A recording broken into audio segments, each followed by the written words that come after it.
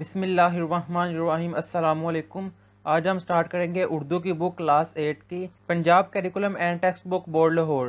پنجاب کی جو نیو بک آئی ہے یہ وہ والی اردو کی بک ہے اور اس کی فہرست کا ہم سبق نمبر 1 سٹارٹ کرتے ہیں، حمد۔ سب سے پہلے ہم سیکھ لیتے ہیں کہ نظم جون سی حمد ہے یہ کہتے کس کو ہیں۔ حمد اس نظم کو کہتے ہیں جس میں اشعار کی مدد سے اللہ تعالیٰ کی خوبی بیان کی جائے، اللہ تعالیٰ کی تعریف بیان کی جائے، اس نظم کو حمد کہا جاتا ہے۔ سب سے پہلے ہم اس کے الفاظ جو سے وہ ریڈ کر لیتے ہیں اور اس کے معنی دیکھ لیتے ہیں۔ پہلا الفاظ ہے دیپ، جس کے معنی ہے چراغ، دیا۔ اس سے اگلا الفاظ ہے دامن، جس کے معنی ہے جولی، آغوش۔ اس سے اگلا الفاظ ہے اوس، جس کے معنی ہے شبنم۔ اس سے اگلا الفاظ ہے پربت، جس کے معنی ہے پہاڑ۔ اب اس سے اگلا الفاظ ہے دانائی، جس کے معنی ہے عقل مندی۔ اب سیکنڈ لاسٹ الفاظ ہے بید، جس کے معنی ہے راز، چھپی ہوئی بات۔ اور آخری الفاظ ہے اسباب، جس کا معنی ہے ساز و سامان، وسائل۔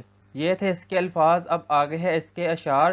اس کے اشعار ہم تب ہی ریڈ کر لیں گے جب ہم اس کی تشریح کریں گے۔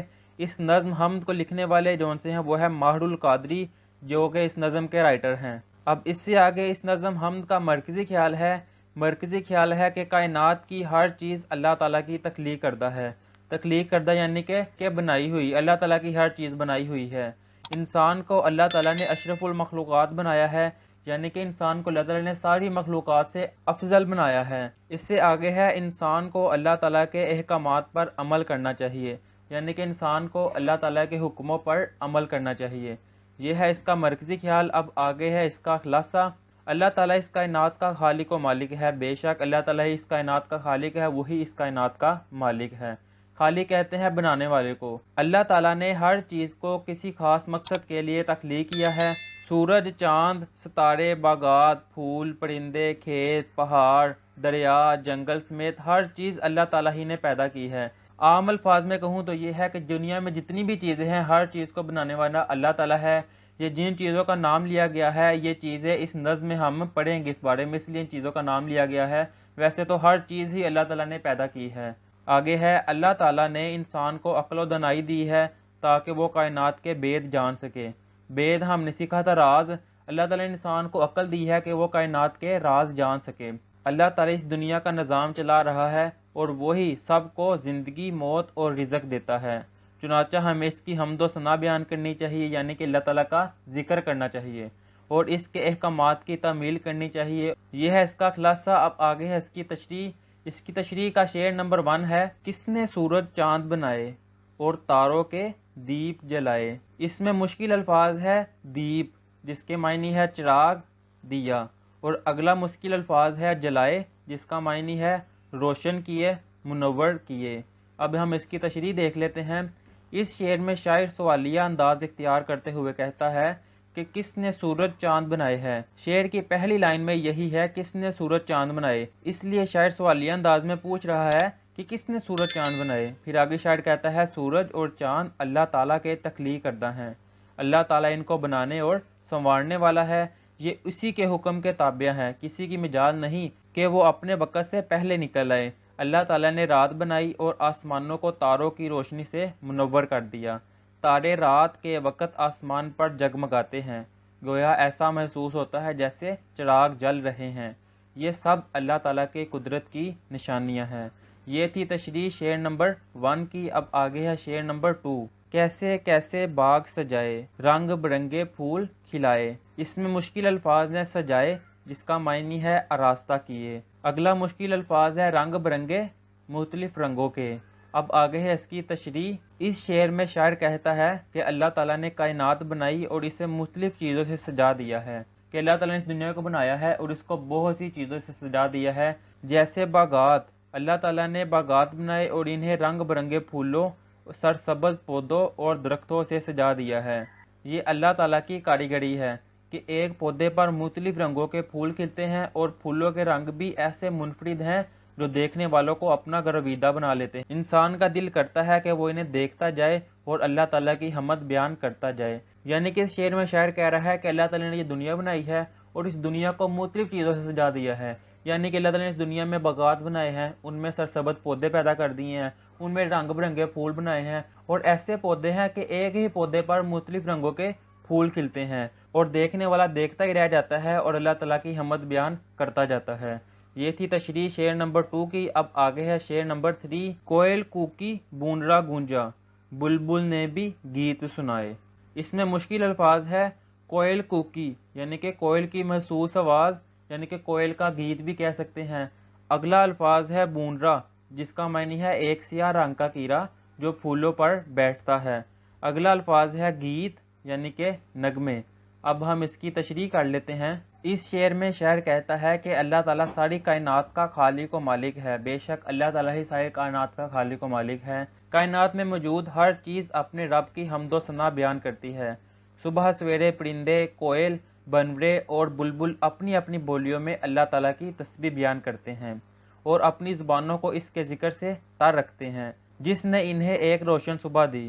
صبح سویرے پرندوں کی مختلف آوازیں کانوں کو بہت بڑی لگتی ہیں، یعنی کہ بہت اچھی لگتی ہیں۔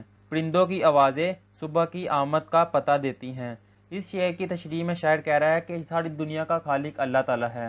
کائنات میں ہر چیز اس کی تعریف بیان کرتی ہے۔ صبح صبح جب ہم اٹھتے ہیں، صبح صبح روشنی ہوتی ہے تو پرندوں کی بہت ہی خوبصورت آوازیں کانوں کو بہت ہی اچھی لگتی ہیں۔ یہ تھی تشریح شعر نمبر 3 کی۔ اب آگے ہے شعر نمبر 4۔ کلیوں کے دامن بڑھنے کو اوس کے موتی بھی برسائے۔ اس میں مشکل الفاظ ہیں۔ کلیوں جس کے معنی ہے کلی کی جمع یعنی کہ آدھ کھلا پھول۔ اگلا الفاظ ہے دامن جس کے معنی ہے جولی، گود۔ اس سے اگلا الفاظ ہے اوس جس کے معنی ہے شبنم۔ اب ہم اس کی تشریح کر لیتے ہیں۔ اس شعر میں شاعر اللہ تعالیٰ کی قدرت کے جلووں کا ذکر کرتے ہوئے کہتا ہے کہ اللہ تعالیٰ نے کلیوں کو شبنم کے قطروں سے بڑھ دیا۔ ایسا لگتا ہے کہ جیسے کلیوں نے اپنی جولی ان موتیوں سے بڑھ لی ہے۔ صبح سویرے شبنم کے قطرے کلیوں پر موتیوں کی طرح چمکتے ہوئے بہت خوبصورت لگتے ہیں۔ آپ نے دیکھا ہوگا کہ صبح صبح ہم جب اٹھتے ہیں تو پھولوں کے اوپر چھوٹے چھوٹے پانی کے قطرے جیسے ہوتے ہیں جو کہ چمک رہے ہوتے ہیں اور موتیوں کی طرح ہوتے ہیں، اور وہ اوس ہوتی ہے یعنی کہ وہ شبنم کے قطرے ہوتے ہیں۔ اور شاعر کہہ رہا ہے کہ دیکھنے سے ایسا لگتا ہے جیسے ان کلیوں نے اپنے اندر موتی بڑھ لیے ہیں۔ اب اس سے آگے ہے ایسے دلکش نظاروں کا خالق بھی صرف اللہ تعالیٰ ہی ہے۔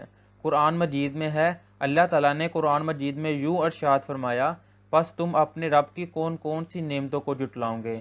یہ تھی تشریح شعر نمبر 4 کی۔ اب آگے ہے شعر نمبر 5۔ کھیتوں کو ہریالی دے دی، پربت پر بادی لہرائے۔ اس میں مشکل الفاظ ہیں۔ ہریالی سبزہ ہی سبزہ، پربت جس کے معنی ہے پہاڑ۔ اب ہم اس کی تشریح کرتے ہیں۔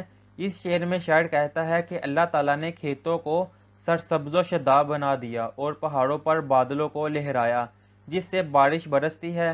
قدرت الہی کی عظیم نشانیوں میں ایک اہم نشانی آسمان سے بارش کا برسنا ہے جو انسانوں کے علاوہ روئے زمین پر بسنے والے دیگر مخلوقات کی زندگی اور بقا کے لیے ضروری ہے۔ اس بارش سے مردہ زمین میں زندگی کے آثار نمودار ہوتے ہیں۔ اس سے لہلہاتے پودے اور انواع اقسام کے درخت اگتے ہیں۔ یعنی کہ اس شعر کی تشریح میں شاعر کہہ رہا ہے کہ اللہ تعالیٰ نے کھیتوں کو سرسبز بنا دیا ہے اور پہاڑوں پر بادل لہرا دیے ہیں جس سے جب بارش ہوتی ہے تو بنجر زمین بھی جون سی ہے وہ بھی ہریالی ہو جاتی ہے، اور زمین پر بسنے والی جتنی بھی مخلوقات ہے ان سب کے لیے یہ ضروری ہے، اور بارش اللہ تعالیٰ کی عظیم نشانیوں میں سے ایک اہم نشانی ہے۔ یہ تھی تشریح شعر نمبر 5 کی۔ اب آگے ہے شعر نمبر 6۔ دریا دریا موجیں اٹھیں، جنگل جنگل پیر اگائے۔ اس میں مشکل الفاظ ہیں۔ موجیں جس کا معنی ہے پانی کی تیز رفتار یعنی کہ پانی کا بہاؤ۔ اگلا الفاظ ہے پیر جس کا معنی ہے درخت۔ اب اس کی تشریح کرتے ہیں۔ اس شعر میں شاعر کہتا ہے کہ دنیا میں کوئی بھی چیز اللہ تعالیٰ کے حکم کے سوا نہیں چل سکتی۔ بے شک اس میں کوئی شک نہیں ہے۔ اس شعر میں شاعر نے زور و شور سے چلنے والے دریا اور کائنات میں پھیلے ہوئے جنگلات کا ذکر اس طرح سے کیا ہے کہ پہاڑوں پر بارشوں کے باعث دریا جاری ہوتے ہیں۔ ان دریاؤں کے پانی سے جنگلات آباد ہیں۔ یہ سب اللہ تعالیٰ ہی کی قدرت کاملہ کی نشانیاں ہیں۔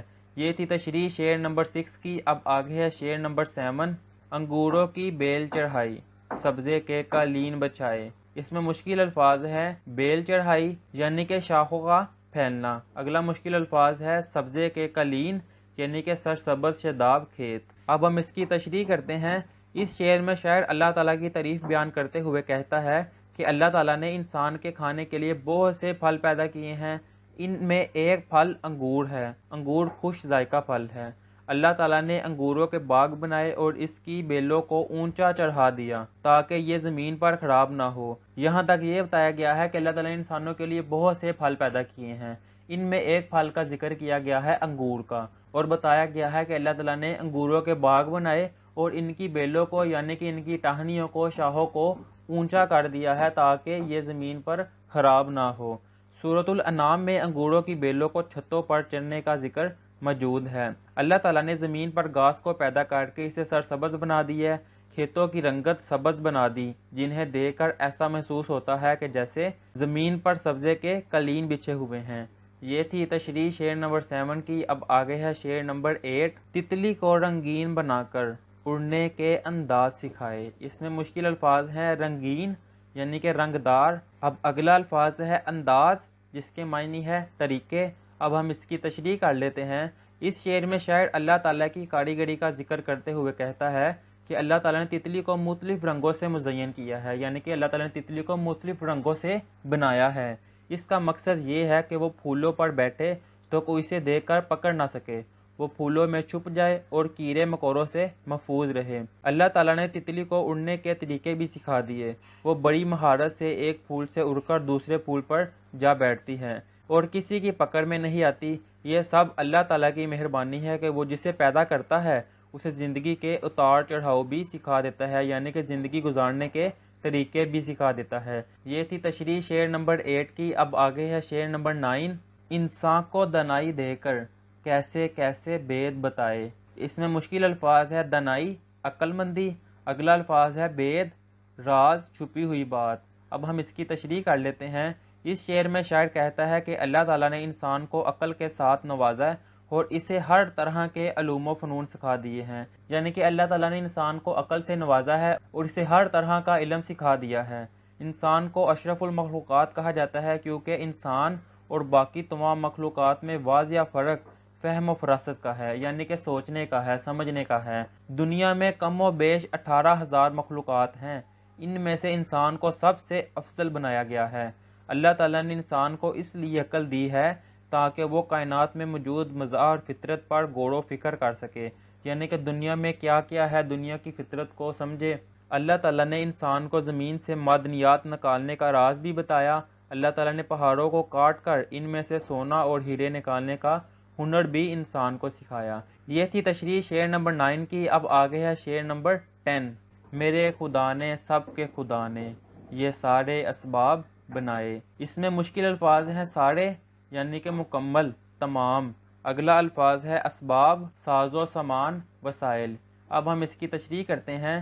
اس شعر میں شاعر توحید کا ذکر کرتے ہوئے کہتا ہے کہ اللہ تعالیٰ ہی میرا اور کائنات میں موجود ہر چیز کا رب ہے۔ کائنات کا جو نظام نظر آتا ہے وہ سب اس بات کی دلیل ہے کہ صرف اللہ تعالیٰ ہی کی ذات ہے جو اس نظام کو چلا رہی ہے۔ یہاں تک شاعر کہہ رہا ہے کہ دنیا میں جو کچھ بھی ہے ہر چیز کا مالک خالق اللہ تعالیٰ ہے، وہی اس نظام کو، اس دنیا کو، اس ہستی کو چلا رہا ہے، وہی خدا ہے۔ اللہ تعالیٰ نے ہر جاندار کو پیدا کیا اور پھر اس کے رہنے اور کھانے پینے کا بندوبست کیا۔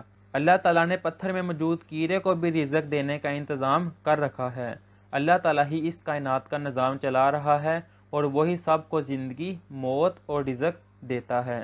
یہ تھی تشریح شعر نمبر 10 کی، اور یہاں پہ حمد جون سی ہے اس کی تشریحات ختم ہو گئی ہے۔ اب آگے ہے اس کی مشق۔ اس کی مشق انشاءاللہ ہم نیکسٹ ویڈیو میں ملیں گے، تب تک دے اجازت، اللہ حافظ۔